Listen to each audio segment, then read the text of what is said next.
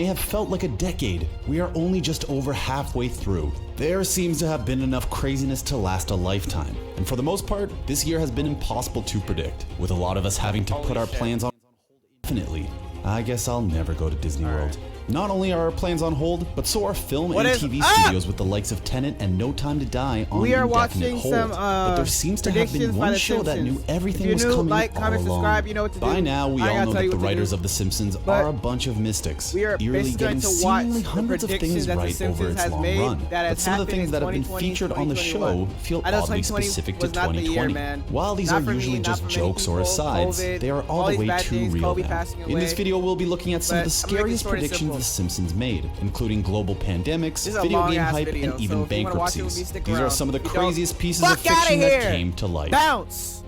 I'm just playing. If you like it, let's start with the obvious one. President Trump. By now, everyone with an internet connection knows that long before President Trump ran for office, The Simpsons called it. The episode in question, Bart to the Future, aired back in 2000, which is 20 years ago, and makes me feel very old. It shows Bart and Lisa in the future, with Bart being a slacker while Lisa is president of the US. While Lisa is the first female US president in the episode, they do make a reference to her predecessor. As you know, we've inherited quite a budget crunch from President Trump.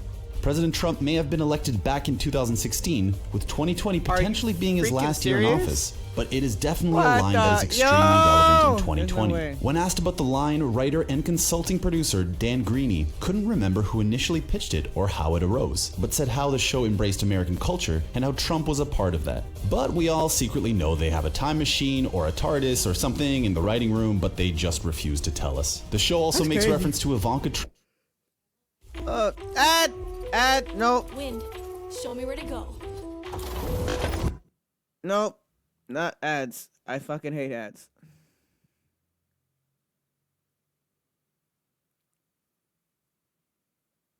Alright. Number 2.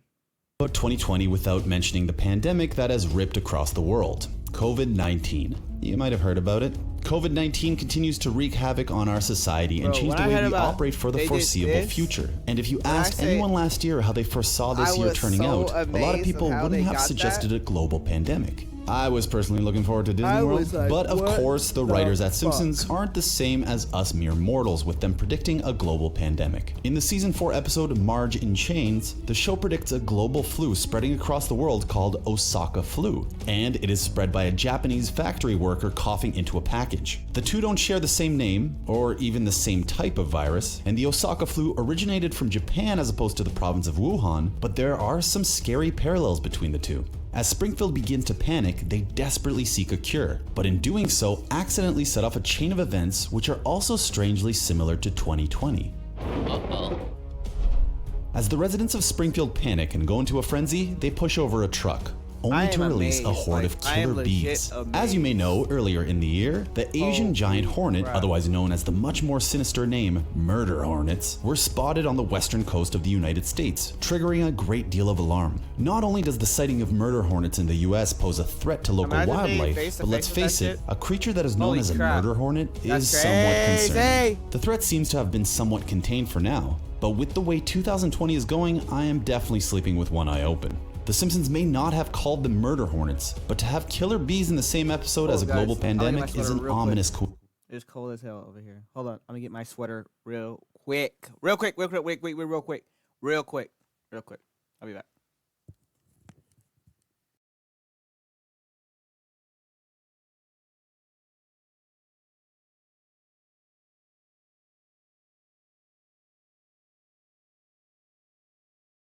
While the events are very, very different and the beats in the episode are purely satirical, the mass riots due to a controversial arrest have striking parallels to the Justice riots taking place across not only the US, but the world. If the episode had just featured this arrest, then it may not have been enough to compare it to the riots of 2020. But with the inclusion of a global pandemic and killer... Holy shit. There we go. Bees, the coincidences are just too much to not include. A controversial statue in the episode of Marge in Chains is what leads to the riots, with Springfield Park Commission failing to raise enough money for an Abraham Lincoln statue, and instead going for a statue of Jimmy Carter. He's history's greatest monster! In fact, the episode ends with Springfield unveiling a Marge statue. It's beautiful. Which is the best statue you could make, but it actually turns out to be the Carter statue with Marge's hair. So pretty close, I guess. But there's another episode that refers to a controversial statue. In the episode The Telltale Head, Bart cuts off the head of the statue commemorating the town's founder, Jebediah Springfield, in an effort to be popular. Bart eventually returns the head and it is reattached to the statue. But for avid Simpsons watchers, you know the character of Jebediah is a controversial one. Lisa uncovers the truth that Jebediah is actually a literal silver-tongued pirate called Hans Sprungfield, who brawled with George Washington before assuming the name Jebediah Springfield, making him an imposter and false icon. However, Lisa decided to keep Springfield's identity as a secret as she noticed the good he brought out of the local residents. And while Bart didn't take down the head of the statue due to political agenda, like the episode Marge in Chains, the taking down of controversial statues is eerily similar to what's happening today. On God, it's crazy. I think they were supposed to put a George Floyd statue in here or I think Minneapolis. He deserves one. Like that's not. Want to cool, win man, money what that while cop did. gaming? It's easy. Nope. I hate ads. Just hate them. All right, there we go. Day on the back of the Justice Riot. I was saying, okay, so George Floyd, if you guys know who George Floyd is, the man that passed away last year of 2020. The police officer had his knee on his neck. He couldn't breathe. He asked so many times, "Can you get your foot off my neck?" Can't breathe. The cop like literally sat there and watched the young African American man die. But you know, stay safe out here, man, and just show respect, bro. Avoid violence. We have too much violence already in our lives. Just avoid it, man. Just we need peace. It's been too long of just war, violence, and things. Like now, 2021, I think it's getting better, but we gotta lower it down. Thing like Trump just got his Twitter banned, but we're not gonna speak on that. Just go. I'll put the link down below if you want to go check that out. Drama, whatever the fuck that is. But we're 7 minutes in, but let's continue the video. Another moment of clairvoyance from the Simpsons writers comes in the form of them predicting the fate of department store chain JCPenney's. In a 2006 episode of The Simpsons, we see the family at the mall looking at a desolate and derelict JCPenney's store, which in the episode had completely shut up shop. Whoa. Flash forward 14 years and news coming out in May that the chain had filed for bankruptcy due to the financial implications of the coronavirus. Although it may not be as shocking of a prediction as it first appears, with the chain reportedly financially struggling for over a decade now, it may have been safe to guess that JCPenney's would close down. It also would be a safe bet that the Simpsons writers sold all their penny stocks. Hey yo. I don't think the movies are open, none of them. And that there will be several people on Wall Street calling them up to find out what other stocks they should buy or sell. Oh God. $25. Or does that count as insider trading? Drop, went up, especially Another for Apple. huge effect of COVID-19 are workers leaving the office and working from remote locations. This means companies are becoming even more reliant on video conferencing, leading to platforms such as Zoom rising in popularity and usage, as well as close-ups of your colleague Suzanne while she repeatedly asks if you can hear her, as her cat meows in the background. But that's a very non-specific example. Anyways, video calling may be a commonplace technology now, with almost everyone having access to it, but it was something yet to be discovered in the 90s. But of course, The Simpsons predicted its rise all the way back in 1995. In the season 6 episode Lisa's Wedding, which flashes forward to Lisa's future, we see Lisa and Marge talking over a picture phone, something strikingly similar to Zoom and other video calling platforms. Another thing that episode predicts is World War III, but let's hope that doesn't happen. Oh God, please don't let that happen. Another piece of technology that has become ever so popular during 2020 and the global pandemic is the rise of Animal Crossing. With most people stuck inside all day, the sales of Nintendo Switches skyrocketed with them selling out quickly.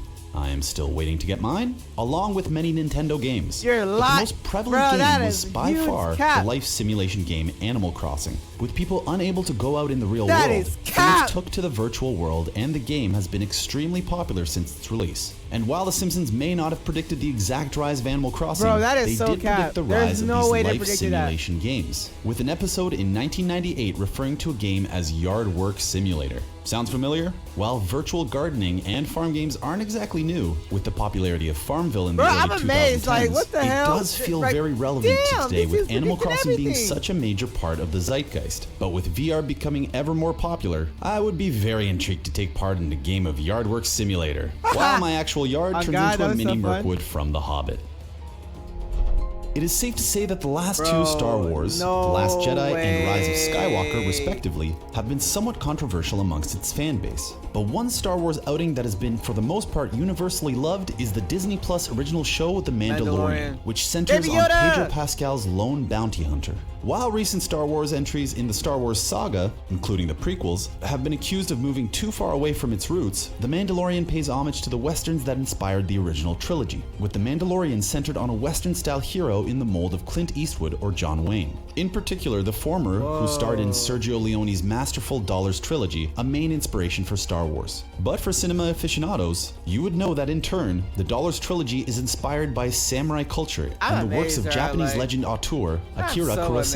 Kurosawa also directly inspired Star Wars, with Lucas taking the main story from Kurosawa's Hidden Fortress as inspiration for A New Hope. Comment down below. I'm gonna put it in the comments. Pin it. And although Lucas isn't the direct creator, his influence is felt in the show. This return was predicted by The Simpsons when Randall Curtis, a parody of Lucas, announces he's going to return to his roots of lifting off samurai and western movies. What you want me to react to? I'm going back to my music, roots. back to blur it out the image. Lifted from westerns and samurai films. While The Mandalorian may have been released in 2019, with the second season underway and more similar Star Wars projects on the horizon, it is still highly relevant in 2020. I'm gonna post way more now. I'm gonna post way more. But sorry guys, another ad. I'm posting way more now. I'm post a little bit more, due to the fact that I don't have anything to do, so I'm gonna start uploading for you guys different content, games, reactions. I'm gonna start vlogging in a bit. Just stay tuned on my vlog. In the episode Sunday, Cruddy Sunday, which aired back in 1999, The Simpsons predicted a team in red with jerseys that strongly resemble that of the San Francisco 49ers, winning the Super Bowl in Miami. As sports fans will know, the Niners took on the Kansas City Chiefs this year in Miami for Super Bowl 54. But unfortunately for Niners fans, the result was very different, with the Chiefs edging out the California outfit in the fourth quarter and taking the championship back to Kansas. However, for you astute viewers out there, you will have noticed that the Chiefs also wore red, while the Niners wore white at the Super Bowl. So maybe they did get it right after all. What was your craziest Simpsons prediction? Screen rant. Are there any predictions you hope don't come true? Let us know in the comments below, and make sure to subscribe to the channel for more Simpsons content. I'm gonna put their link down below. Thanks guys, love you guys, subscribe, and peace out.